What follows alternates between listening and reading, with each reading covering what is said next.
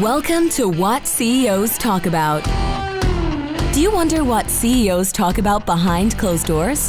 How they bring their vision to reality? How do they overcome and succeed through adversity?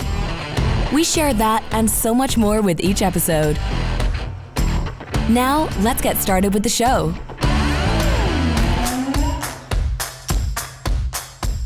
Hello, this is Martin Hunter, your host of the What CEOs Talk About show, where we talk about translating strategy into frontline operations. Past guests include Mark Raffin from Negotiations Ninja, Ryan McKenzie from True Earth, and a whole bunch more, but I don't have an hour just to name all the people that have been on the show before.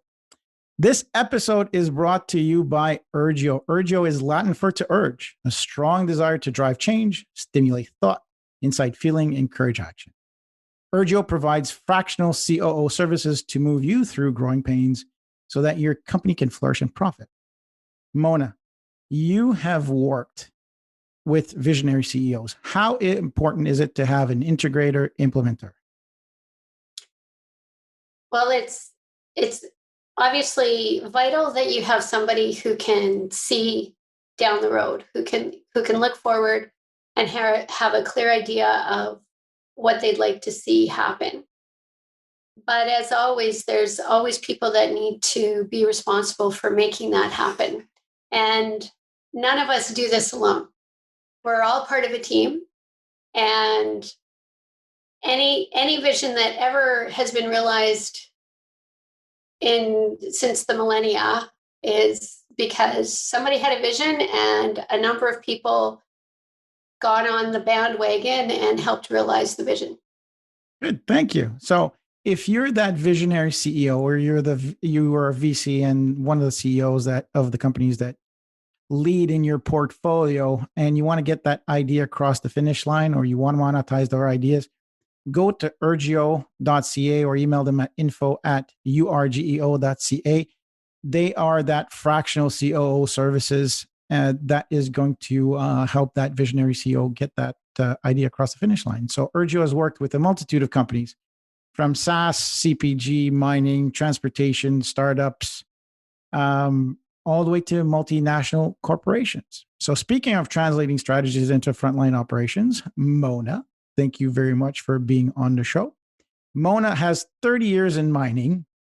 All of it's in operation. Now she's a strategic advisor for junior mining corporations. She's also an in-house mining consultant for some of these. She is the chair of the board of Women in Mining BC, and that's where we met 5 years ago now. I can't remember. 6? Yeah, that's probably about right. Yeah. And an unofficial crazy cat lady. Yep. Mona, what is the meat in the middle? What do you want to talk about on the show? What's the title of it? Well, as with any vision, the importance of getting a great team together to help realize the vision. Okay, so how to execute on the vision. Let's call it that. Cool. All right, I'm going to write that down. So Mona, tell us about your story. How does it start? Well, I've been in mining for a long time, and my first foray into it as a temp gave me a taste of it and made me want to be part of mining. And I think the mining industry in general is fascinating because there's the reality of actually building a mine and having it operate is the chances of that are actually very remote. Mm-hmm. Like one discovery in a million becomes a mine. And so when you actually look at the mines that have been built around the world, that was somebody's vision or a team of people's vision to make that happen. And the many, many years and the hundreds of people literally involved to build those mines, to me is really inspiring. And I had the good fortune of the first mine that I worked at was a world leader. And I didn't know that because it's the only mine I ever worked at. So I was talking to somebody recently, actually, who I actually worked with their dad at the mine. No way. And Yeah, it was really interesting to talk to him and go, he has great memories of it. And so, for example, that particular mine, at the time, You can name 35%. you can name it if you want. You're more than Oh, welcome. okay. Well, it was the Lupin Gold Mine Okay. with Echo Bay Mines, and it's was in the north of the not north of the Arctic Circle, 60 miles south of the Arctic Circle, but far north, fly in, fly out operation. And we had 35% of our workers were from the Inuit communities. So Cambridge Bay, Copper Mine, we'd fly them in. And I thought that's what you did as an example. So this person I was talking to just this past week, his dad led that. His dad was pretty critical. His name was Doug Willie, for making that happen.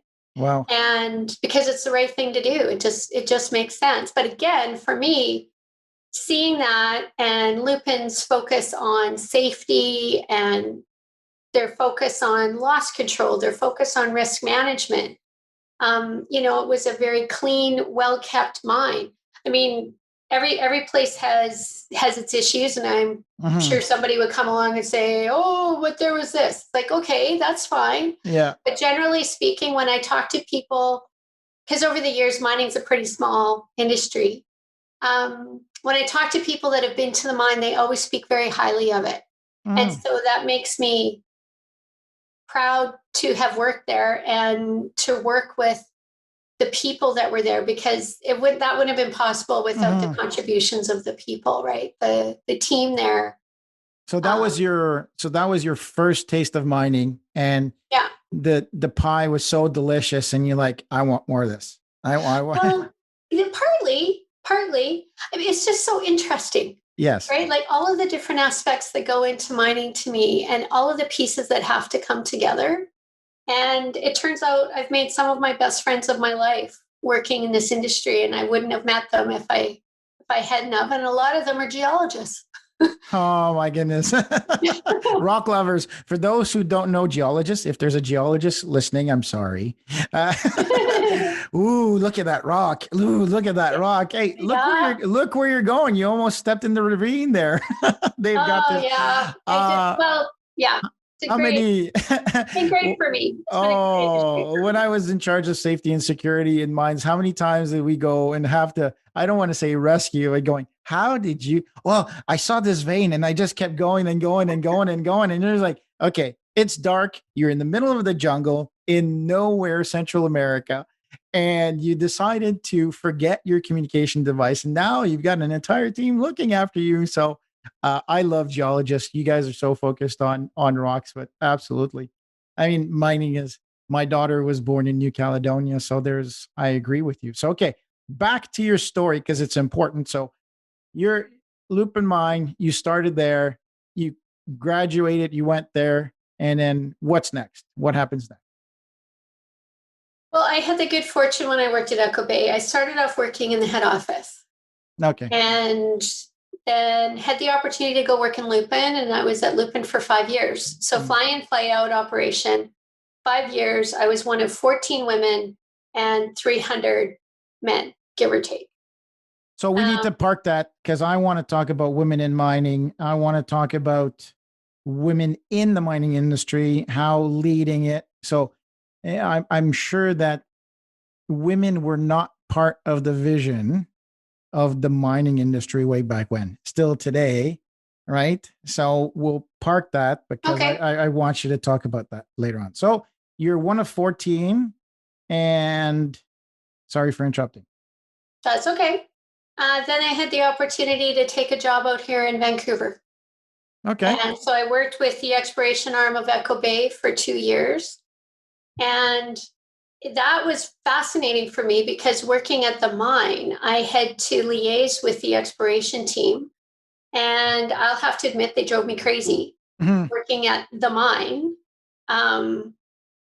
So it was great for me to go and work with the exploration team to understand why they were making certain demands and why they needed things in a certain way. But I didn't understand that while I was at the mine. Mm. So important to understand both sides of the story, right? So and sometimes until you live it, you can't understand it. So, and I mean, I think that comes back in part to realizing a vision, right? Like it's knowing the pieces that go together to get you to an end point. I mean, often a vision nobody's ever done before, right? But if you have an understanding about how some of the pieces fit together, I think it makes it easier, if that makes any sense.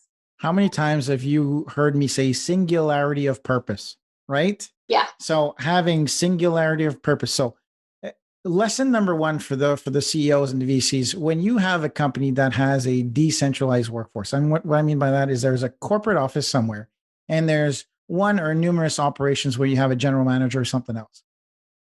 The corporate office views what their needs are, and then the general manager goes where there's that. So let's bring it to here. So how do you bridge that gap, right? So let's talk about bridging that gap of how do you execute on that vision. So in your thought, what's the first step? What do people who are listening and they go, oh yeah, you know what? I'm not really executing on my vision. What's the first piece of advice you give, Mona? Well, I like to look at, kind of really look at the vision and then try and work backwards. Okay. Okay. So I want to build a mine. What's got to go into that? And you kind of work backwards. And, in our case, you need to have a resource, and then you need to do more drilling for it to become a reserve. And then you need some engineers and some other really smart people to go, okay, here's how we can build a mine around this. And then you need to get people to design the mine, and then you need to get people to build it. And going along with that is permitting and engaging with local communities and hiring a team and bringing all these people together. So it's a huge undertaking. So breaking it down and going like, well, at the beginning, what do I need right now to get me through the next 6 months, the next year?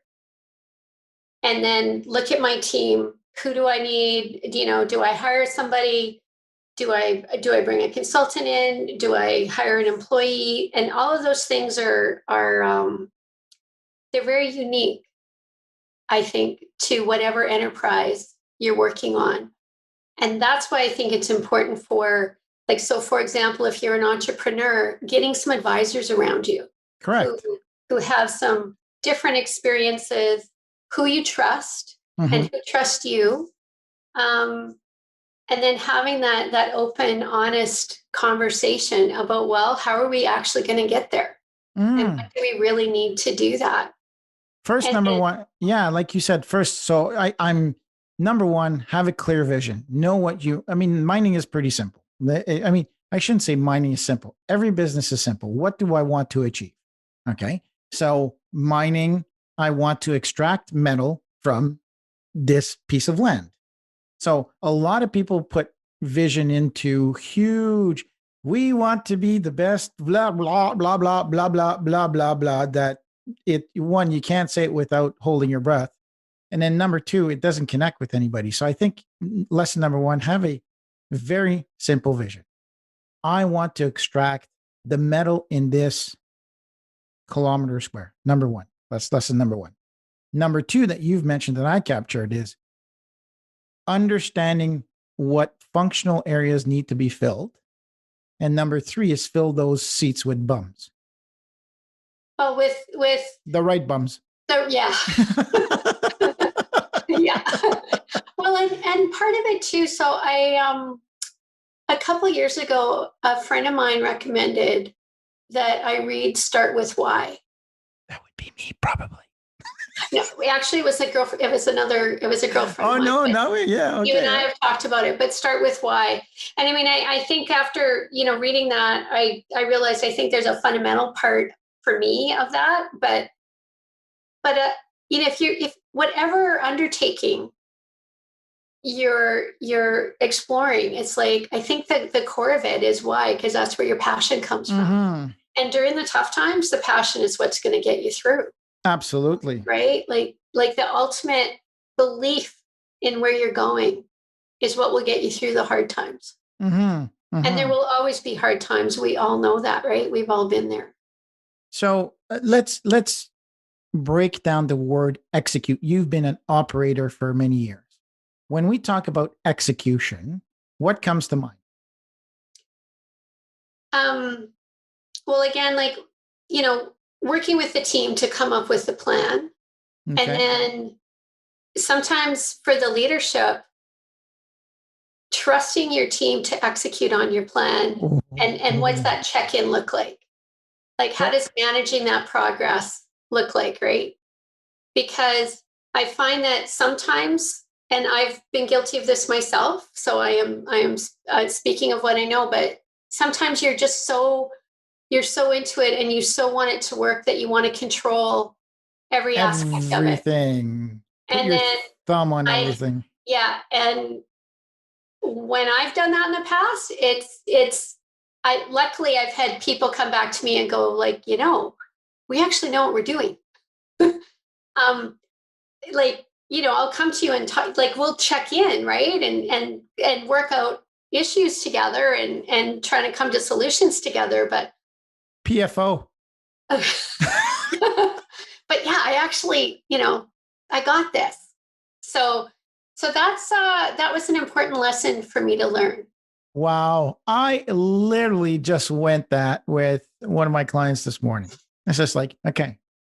He came to realize that, and he says, I can't work 18-hour days anymore. And it's unfortunate that people have to hit this breaking point as entrepreneurs or general managers or VPs.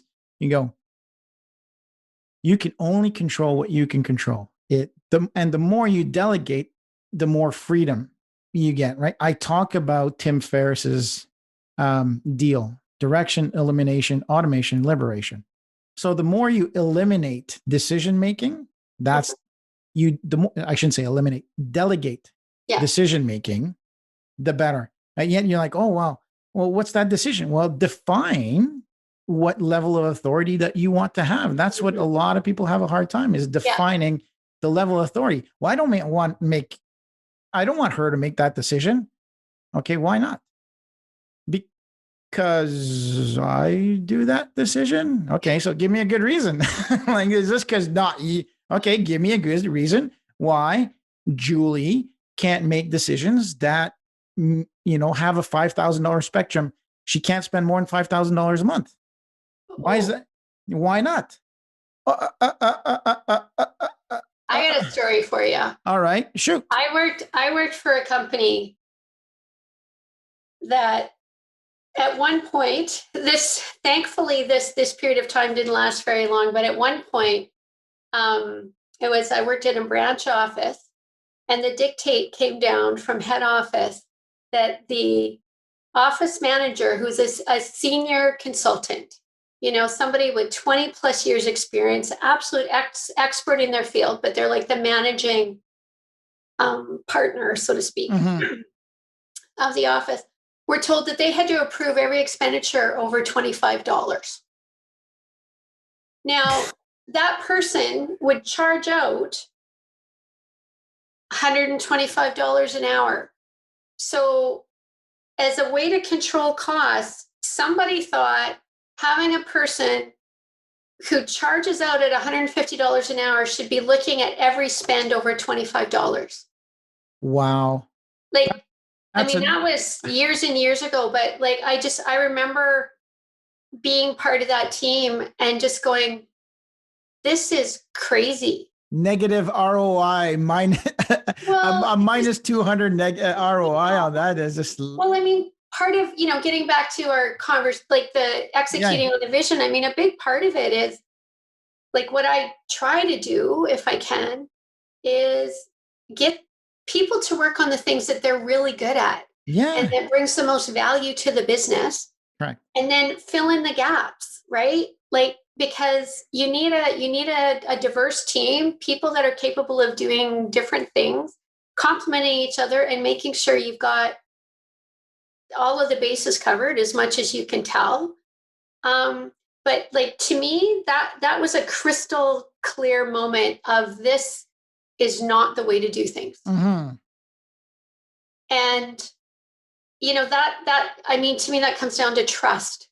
Correct. And if you don't trust somebody to make those decisions, then they're either not good for the organization or there's something else wrong. But there's a point in which the only way to delegate is to trust that the people that are making the decisions are capable and have the authority to make those decisions. And if they don't, why not? Like you said. I like when you said, if they don't trust, there's something wrong with the organization, and it's with the person who's not trusting. So as a leader, lead means lead, to do first, right? And so to lead is not to tell people from behind what to do. Sometimes it is, but to lead is to do first. That's the definition. So as a leader, how can other people trust you when you don't trust them first? Mm-hmm. So you're bringing people on to your vision. You're paying them to do something. You want to be transactional or transformational? So if you really want to believe, if you don't want to be just talking smack, then you trust first. But you set parameters, and a lot of people forget, well, I don't want to, well, set the parameters in which you can trust. Trust is something that you build, and it's built chemically through oxytocin and serotonin. And a lot of people forget to set the parameter in which you want to trust. Mm-hmm. I don't want to trust blindly. Of course, who's asking you to trust blindly? Yeah. We're not saying that. We're saying trust within parameters. So it's really the leader's fault to not trust. So when did you get the understanding? Because all of this, I'm assuming when you're younger, you're learning, you're younger in your position, in your professional career and everything like that. When was the moment that you go, wow, really? It's really critical that we need to execute on the vision and not just do. Do you remember that time when it happened, or? Well, I probably actually was a witness to that when I was a kid. I mean, like my father was an inventor. He and my grandfather held some patents for work they did on farm equipment. And the idea was to make a farmer's life easier, which they did. Oh, no way. And so watching my father and my grandfather build a business based on this vision that they could make life easier. And it started off making life easier for them. And then other farmers would see what they had or what they'd done. And they're like, hey, and next thing you know, one thing led to another. And for most of my childhood, my dad had that business. It was on our farm in the shop. He had 3 or 4 people working for him, and he was farming on the side. Now my dad was also the master of not being a great delegator.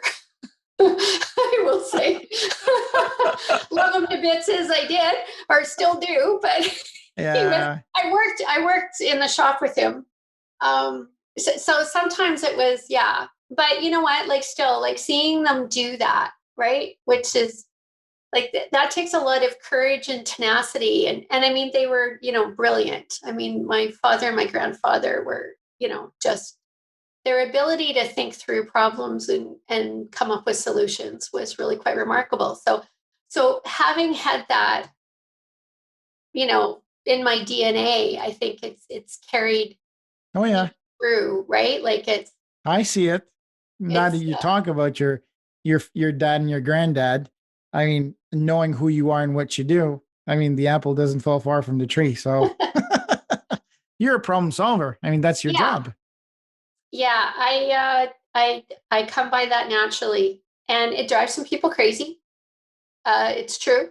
Sometimes they don't want the problem solved, and sometimes it takes me a while to figure that out. Why would somebody not want the problem solved? Tell me. Well, because I think that sometimes people think they want to solve it themselves. They want to, or they want to come up with a solution on their own for whatever reason. Okay. I think we all have, there's times where we all get advice from people, but we don't necessarily want to take it yet. so sometimes I might offer advice too quickly. Sometimes I think people have to get to a place where they're ready to hear it, right? Mm-hmm. And I think you learn that over time. Some of these controlling people that we're talking about. Well, and I mean, like I think when you're controlling it, it's because you care very deeply Mm-hmm. about what's happening. And so it's hard to let some of that go too, right? True. True. And it's like, how do as an advisor, it's trying to help people get to, okay, you want to get to this place. So how do we get there?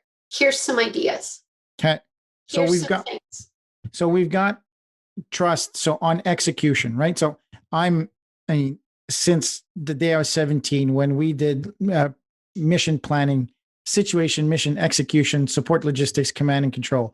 I mean, I I learned this. I was 17 years old, and I still apply my military mission planning. So execution is a big key, right? We know what the situation is. We know what the mission is. Execution. How do you connect all the dots? So you get trust. What does trust look like?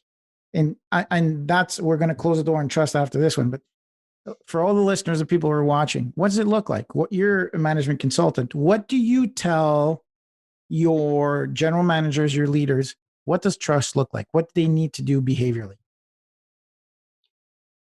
Well, certainly in the times that I've seen this and certainly lived through it myself, it's you have to take a step back and go, well, why don't you trust that person? Mm-hmm. Like, why don't you believe that they should have the authority and the responsibility to make those decisions? Okay. And you've got to be pretty honest with yourself about that. And sometimes it means that you have to move the person to a different position or let them go from the company. And sometimes it's not that person's fault. Sometimes they're just not a great fit. Okay. But whatever it is, as the leader, it's your job. Like it's your job to build the team and make sure you have the team that can execute. So A, it's got to be people you trust, and B, it's got to be people who buy in. They have to believe in your vision too. It's pretty tough to move something forward without people who believe in what you're doing and who clearly understand it. So your job is to also communicate it in a way that can get people to say, yeah, I can see that. That would be a great thing. And I want to help you do that. Okay. What about, so now we've got trust on the list. What's the next thing that leaders have to do? So we've got lesson number 1, trust. What's lesson number 2 in execution?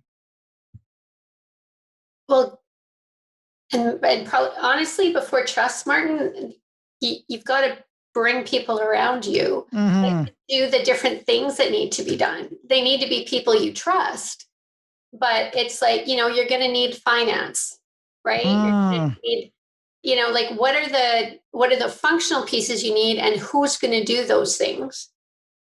And then assuming that you do a good job of building out your core team and you can trust them, then I think it's how are you going to pay them, right? How are you going to pay them? Yeah, right. Like, where's the money come from? And I think that, I mean, we know that a lot of businesses fail because of undercapitalization, right?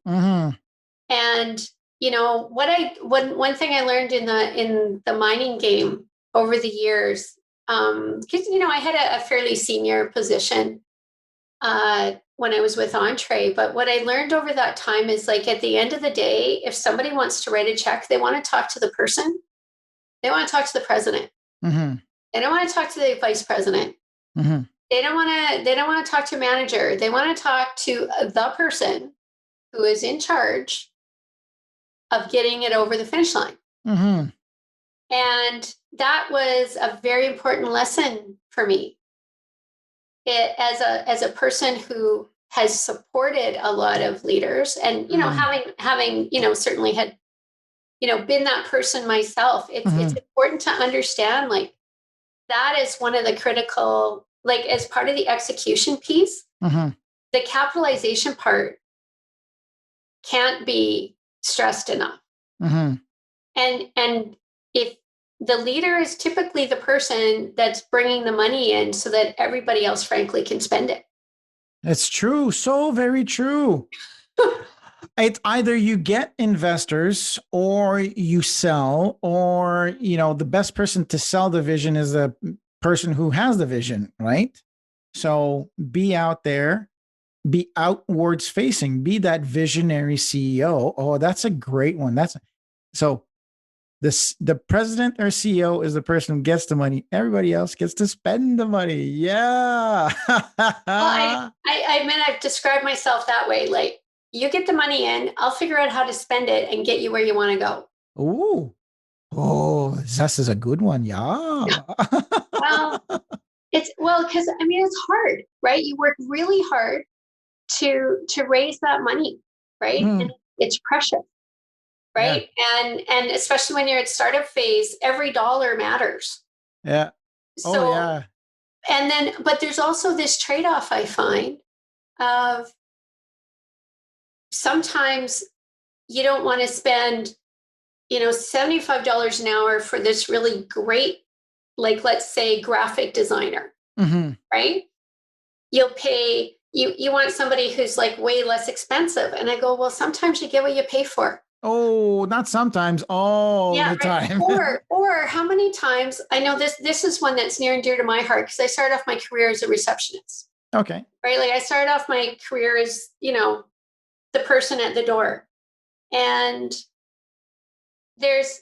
over the years, I've had this conversation with many people about, how much do you pay the receptionist?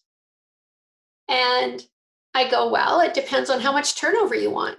Because the reality is, if somebody's really good at the front, and they're really smart, chances are that's not what they're going to want to do forever.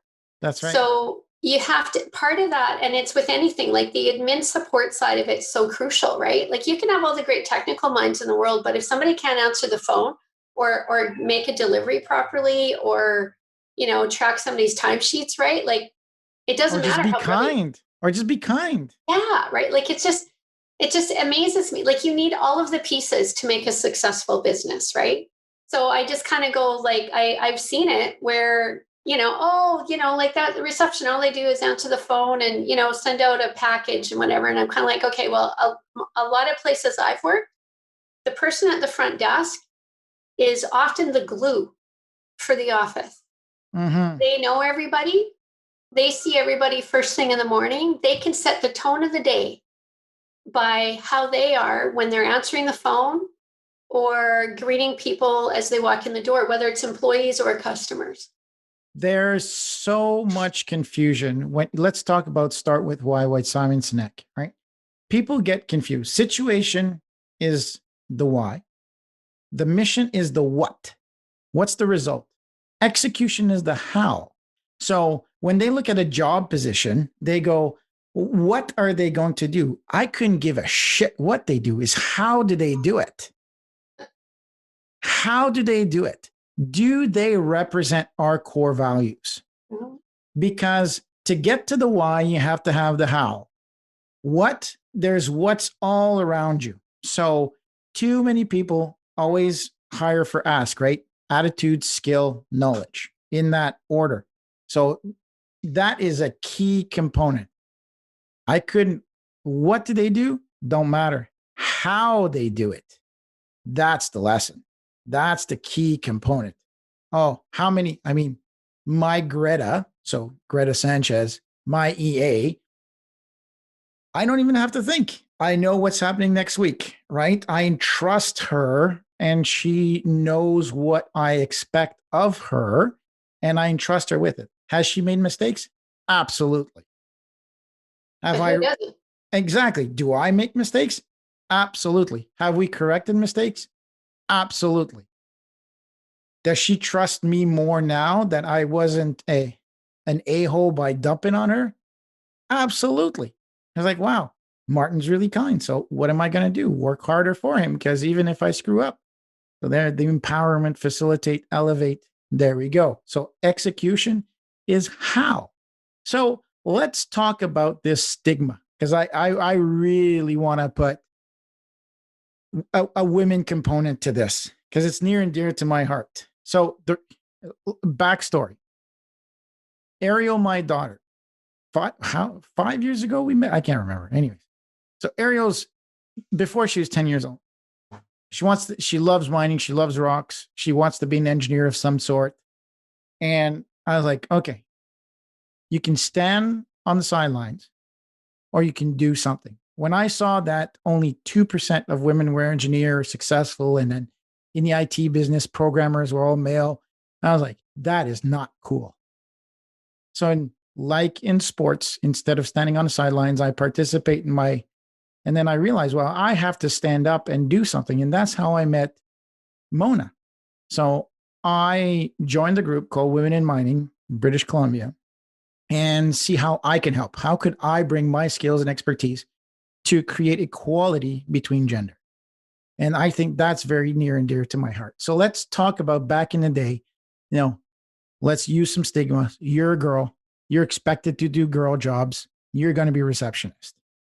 And now, all of a sudden, you're head of operations, you're a consultant, you're leading a whole bunch of operations in a male-dominated, industry for now. Let's talk about this hot topic. Well, when I was obviously at the mine, because that formed a huge foundation of, I think, my belief system just in general, but not very many women. But I have to say there was a couple of women that worked underground, and they were amazing. And that's a hard job, by the way, for those who don't know mining. It's hard for guys. Yeah. Just let alone tough work. It's tough work. But I admired them, and I probably should have told them that, but I was young at the time, so I didn't think about that. But I admired them at the time because I thought, good for you. Like, that's so great. I mean, I just couldn't see myself doing it. Not that, it just wasn't my vision for myself. Yeah, it's not male or female. It's like, go. Like, that's awesome, right? And it was so interesting because when I first got there, so my first trip to the mine was in, I think, 1989, and then I started working there in 1990. And even then, there was some guys who refused to go underground if one of the women was underground, because there was this whole superstition about women being underground in a mine. So they actually adjusted work schedules for the guys who just were absolutely wouldn't do it. Just idiots. And then the other thing I thought was really neat was we had a receptionist at the time, young girl who had started, and she was just a firecracker. And the opportunity came up to be an operator in the mill. And so she applied for it. And I'm like, you go, girl. Like, absolutely. And she got it. And she was great, as far as I know. But I will never forget this one moment, this one story where in the break room, they had all the pictures, like back in the day, because we got the newspapers from Edmonton, because the mine was staged out of Edmonton. Mm-hmm. So Edmonton published the Sun, the Edmonton Sun, and page 3 was always the Sunshine Girl. Mm-hmm. And so the guys would take the Sunshine Girl pictures and plaster the break room. Well, and then Donna came in, and she was the only woman. But Donna didn't tell them to take all of the pictures down. She started putting up pictures of the Sunshine Boy. That's at the back end of the... And the guys didn't like it. And she's just like, well... Hold on a second there, boys. I'm not telling you to take yours down, but I'm going to, and I just thought, like, I actually thought it was a great way to handle it. Back in 1990, whatever. Yeah. Being the only woman. What's good for the goose is good for the gander. Well, it's also a kind of thing, again, of like making the point in an impactful way, but not in a disrespectful way. Well, what she did is she didn't take away anything. She added something to it. She didn't say, hey, boys, stop being goofballs. Take away the picture of nude lady. Yeah. Well, not nude, but, just in bikinis or whatever it was right back in the day. I can't remember, but anyways. And she's just saying, I'm not telling you to stop doing something. I want to share in it. You want to look at good looking bodies. I want to look at good looking bodies. What's wrong with that? Well, Uh, and I mean, now you would never do that, right? So yeah, for of the course. people that are horrified by this story, like, but back in that time, Of course. that is what happened. And I just thought, like, for her, like, it it worked. And eventually the pictures came down. Like, Yeah. because it's just like, oh, like, I don't know. I just thought it was an interesting story. As far as I know, that's Yeah. how it eventually evolved. For me, the balance has shifted in regards a little bit. I mean, I was discriminated on, and I sorted it on with one of my clients. They said, "Well, of course, right, you can't do this because they're mature old Caucasian white men and they're closed minded." So I said, "Okay, hold on a second. Am I closed minded? Oh, not you. Okay. Am I white? Yeah. Am I old? Yeah. Oh, so don't generalize. Saying that it's run by, old school guys, it doesn't equate. It's about what's men are different than women. We all agree. But we are all capable of doing the same things, and we bring benefit to each other as a unit. And that's what a lot of people I find they're afraid of losing stuff, men or women, right? So guys, oh, don't bring women in. Well, no, you add value to the equation regardless. And Like, yeah. Well, you know what? It's interesting. So I've been a friend of mine has written a book, and I won't say a lot about it now, but it talks a lot about insecurity mhm, and how that can impact people at work. mhm, And it's made me think a lot, and I'm going, yeah, like, even the times that I felt anxious or something, it's because I was worried about an outcome, something, how is it going to impact me, which kind of, again, if we're talking about executing on a plan, mhm, some of it is like getting that clarity, right? I mean, mhm. like, I'm sure there's some folks that are going, oh, but you haven't talked about mission, vision, values, what, I'm going, I'm assuming that you've already kind of had that conversation, you've set that Yeah, tone, right? yeah. Now you're at the place where Executing. you're moving ahead, right? But again, in the midst of that, you have to live, eat, and breathe those things. They can't Mhm. just be words on a wall. Agreed. They have to be things that you absolutely full-heartedly believe in. And I think people start questioning their role, start questioning how they fit. Um, the trust is part of that. If they don't believe that you are living your values, Mhm. if you have said people are your most important asset, that's what you believe in, well, then all of your decision making should revolve around that. Yeah, I agree. And if it comes down to, well, I don't want to pay that person, you know, $5 an hour more than somebody else, it's kind of like, I was having this discussion recently with somebody, a friend who is having some issues at another company. And I said, well, like, the way that I started looking at it over time, and I think this feeds into the execution conversation, is like, because comp is huge, right? Comp is a Y- huge piece, I understand that. That's crazy. right? Like, comp is hard. It's a tough conversation because not very many people are comfortable talking about money. Mhm. Um, but I go certainly from a leader's perspective, and what I try to look at is what value is that role Yeah. and that person bringing to the organization. And sometimes, so if we get back to the receptionist example, I'm going, if I've got somebody who loves being at the front, because I have worked with people who they love being at the front. Yeah. They love seeing everybody. They love talking to everybody. I've talked to them. They don't want to move. Yeah. And I'm going, okay, I figure out ways to compensate them. Sometimes you can't always do it with the base salary, Mhm. but I do as much as I can, or you can do other things, right? Mhm. Because comp is also about vacation time or sick time or benefits, or, in our case, in the company, options, right? Like you've got lots of ways to do it, but you're going, like, what is the value? Right? And if you're trying to compare two positions and one is typically paid more than the other, but in your particular company, they both have equal value, well, then just the pay is comparable, and everybody needs to understand what the contribution is, right? Like it's like letting people make up their own stories is always a bad idea, right? Yeah. Oh, it's for me. I don't understand in this day and age when you talk about attitude, skill, and knowledge, right? I don't understand how they can validate paying a woman less than a man. I don't. Like, how do you? But it happens all the time. Well, but you know what? I saw this thing. So I'm kind of addicted to LinkedIn.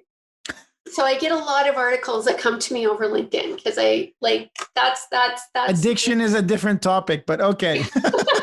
Well, you know, it's you know, I check into LinkedIn most days. Yeah. And of course the algorithm's working now, so it's bringing me articles that I want to read. But I recently saw an article or like a comment or something that said, you know, women ask for less, so they get less. And I went, I think, a load of horseshit. Well, I think there's some truth to that, because sometimes it's hard to know what your value is. But I also think on the other side, why not pay a fair salary? Like, why just pay less because the person, whether it's a man or a woman, frankly, said, "Oh, I'll take 50 grand a year," but really you were thinking 55. And I know there's some people that are going to go like, "Well, that's crazy." And I'm going, but you know what? Like, if you want to have, in my opinion, an organization where if you want to execute, and especially if you want people to work really hard and give you extra, then they have to know that you have their back.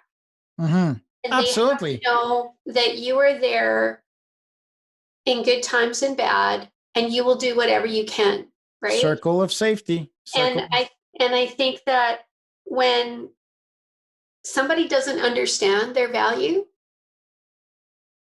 why not help them understand that? Because I think you'll get that back over time, more so than, because if they discover that somebody next door is making more money than them and they're doing virtually the same job, that's never that's not a male female. I mean, for me, the Scandinavian countries are on it as always. Transparency, same job, same salary. You got 1 year more experience, you get paid. It's a little bit more transactional, but at least it's open and transparent. Everybody knows who gets paid and how much they get paid. You know, that's something that I always don't understand, why North America we're so big on negotiations and making the most money as possible. So I have a hard time with that. I usually Well, it's a balance, right? I mean, obviously you don't want to pay everybody so much you're not making any money, you're not having a profit. I get that. But I also, you know, like a lot of years ago, I remember being part of budget conversations. And I remember finally saying to the management team, I'm going, well, if we can't afford to pay people, what are we doing? Yeah, exactly.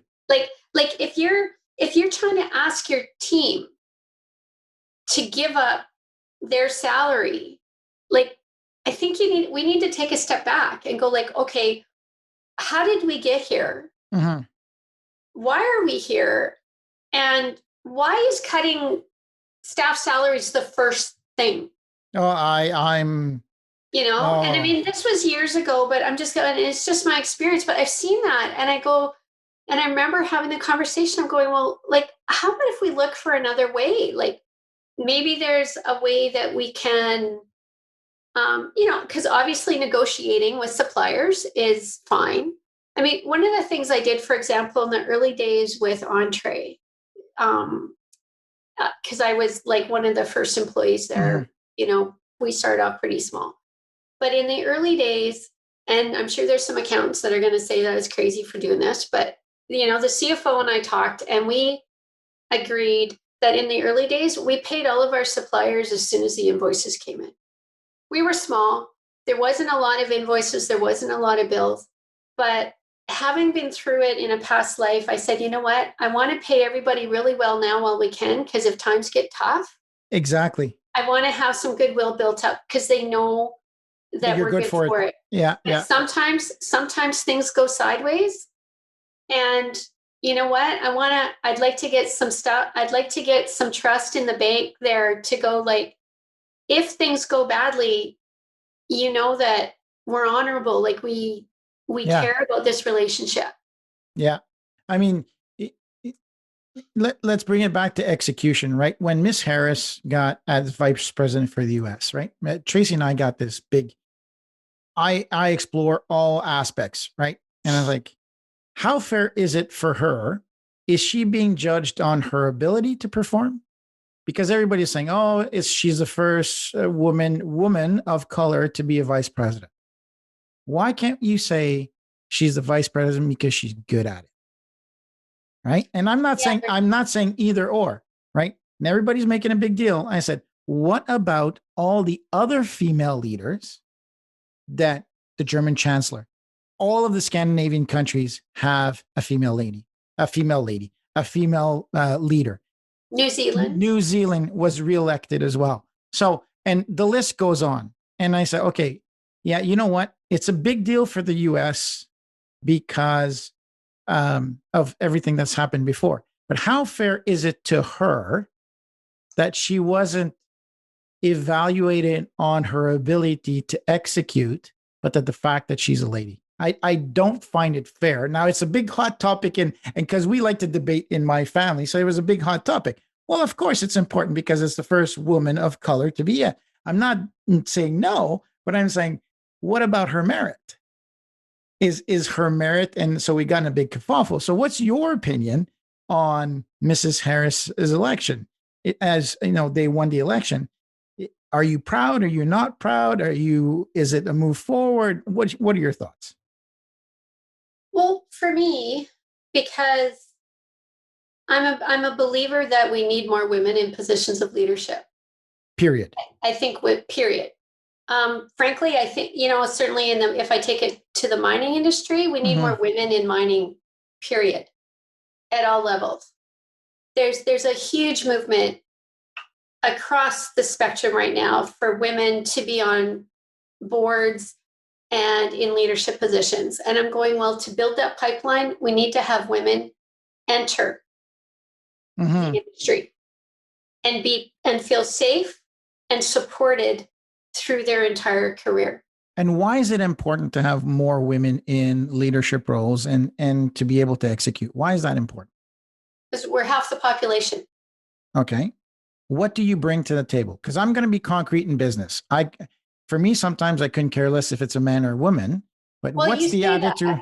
No, what I mean by is no. But I mean, I'm gonna say, like, there's a lot of people that say that. I've been a woman in business for a long time. I have seen different treatment, and sometimes it's very subtle. And I think some men who think they're enlightened thought that they were being great. Gotcha. But there's time you're not going to push back. You're not, and frankly, you're not gonna bring it up every single time it happens. Otherwise, like, sometimes there's days where it's so many, like you can't even count. And I mean, that's being a privileged woman, and I've seen it. So imagine what it's like. I can't even speak into that. All I can say is my own experience, and just the bit that I've experienced and the comments that have been made to me in my career. Like, it just, like, there's days where I can't believe that. Like, you're old enough to be my dad, right? Like, you just, I don't know. It's a tough one, but I mean, getting back to the reality of it, in my opinion, women are more than capable of being in leadership roles. I would say, for me personally, the strongest teams and the teams that I've enjoyed working on the most have been a diverse group, not only with gender, but also with background. Absolutely. Good. Ethnicity, education, training, it's just, when you have the benefit of diversity of thought and diversity of upbringing, diversity of background, diversity of like, it's so much better and stronger. Absolutely. It's sometimes tough to do that overnight, but so for example, I am not an engineer, a geologist, a lawyer, or an accountant. And I have somehow managed to make my way in the mining industry. And I was the chair of the Association for Mineral Exploration, and I'm not a geologist. But I love the industry.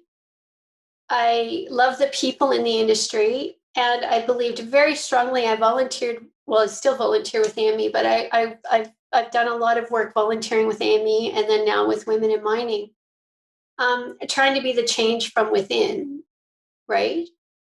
Supporting other women as much as possible, trying to lift everybody up, frankly, men or women, to be the best they can be, because everybody has moments of self-doubt. I think, sometimes women self-select because our industry doesn't necessarily always offer a welcoming hand, I would say. Sometimes it depends on the company, right? Like there's some companies that do great and some that don't. It's like everything, right? It's across the board. But I mean, I think that if all of us are just more mindful and I mean, to bring it, kind of full circle, to execute well, you have to have diverse experience, so you have a 360 approach to execution, not just at the leadership level, but at the execution. Well, I should say at the planning phase and at the execution phase, right? So how do you execute your vision is by having a diverse approach to your vision and a diverse way of exploring it and executing on it, right? And that's kind of the full circle that we've brought it on here. Leaders are learners, Mona. always. What I don't say leaders are readers because I'm dyslexic and I haven't written my book yet. So I'm just going to say leaders are learners. Now I'm holding you to that. Just for everybody that's listening, a few years ago, I challenged Martin to write a book. I even told him I would edit it. I would help him with it because I think he should write a book. Okay. So you put comments if you want me to write a book. If we go over 1,000 votes, I'll write my book. The reason, so the podcast will be able to extrapolate, and I'll pay somebody to listen to the podcast and extrapolate everything so that we can write a book. Well, you should only write a book if you really want to, but yes, I really do. I enjoy writing. For me, the opportunity to have women and men like you, Mona, to be able to discuss hot topics. And if somebody is listening and they're learning something and they feel that they need to take action, because really it's about translating strategy into frontline operations as we committed. And that's the gift that I want to give the listeners as well. So thank you very much. I will keep it on the to-do list for sure. So what are you learning right now? What are you looking to improve or today or looking to do in the months or the year to come? Well, I continually read about leadership and management. So which one is it? Which one are you Well, leadership to inspire others, management just mostly about tools. Okay. Right? Like I feel like sometimes there's better ways to do things and I don't know always just like at the farm, right? Just like with right? Like so I'm always, learning technology. I mean, Zoom is a pretty new thing for me. So what's the latest and greatest? On my phone, it's like, it's so just stuff like that. I mean, I'm always reading about leadership because I talk to people about it a lot. Okay. And I've mentored a number of people. So I feel like that helps me. So what's your top leadership book off the top of your head? Boom, done right now. Well, come on, pick one. Which one is the one that has? I'm looking at my bookshelf. I'm not very good at being put on the spot, I guess. There's so many. How do you decide? I like anything by Adam Grant. Let's put it that way. Adam Grant it is. Cool. Yeah. Where do people get a hold of you? Or how do they get a hold of you? LinkedIn. You'll find me on LinkedIn. Okay, yeah, because you may not agree with everything that I click on there, and that's okay, but that's where you'll find me. Fabulous. Well, Mona, thank you so very much for being on the show. Much appreciated. Love the debate. Love how we really worked around and got deep on analyzing how to really execute on the vision. I mean, that's what you and I do every day. And then equality, diversity, hot topic. I mean, we could go on for hours and hours with this. Hey, if somebody's listening and we've been able to push somebody to get better at it, then it's good. So thank you very much again, Mona. This is Martin Hunter, your host of What CEOs Talk About show. I always forget, Mona. You have to like and subscribe. I'm going to get killed by my marketing team.